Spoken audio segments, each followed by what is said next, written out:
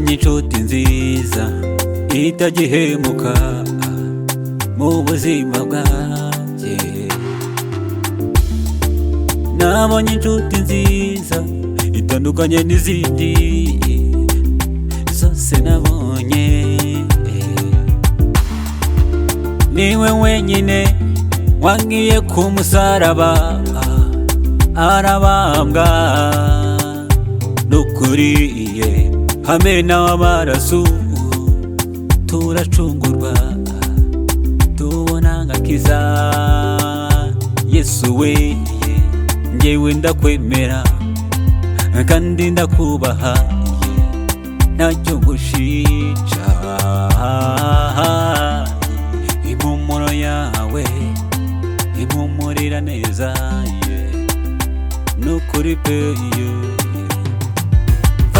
Fata cyane unkomeze Yesu we ndi kumwe nawe numva nezerewe.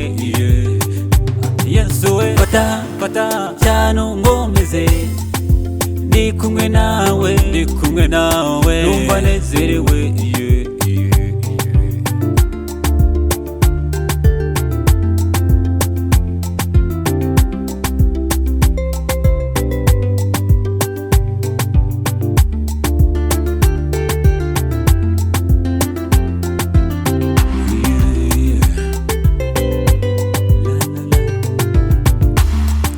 Wampaye umunezero wampaye ibyishimo nukuri pe.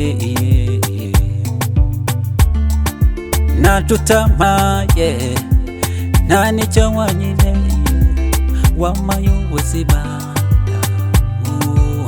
Uri inshuti nziza ntujya untererana ntabwo jya unsiga.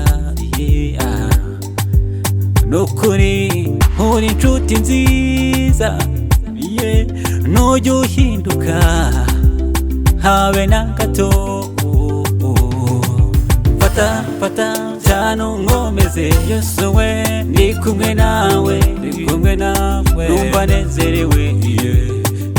Yesu we fata cyane unkomeze ndi kumwe nawe numva nezerewe. Mfata cyane ntundekure ndi kumwe nawe numva nezerewe.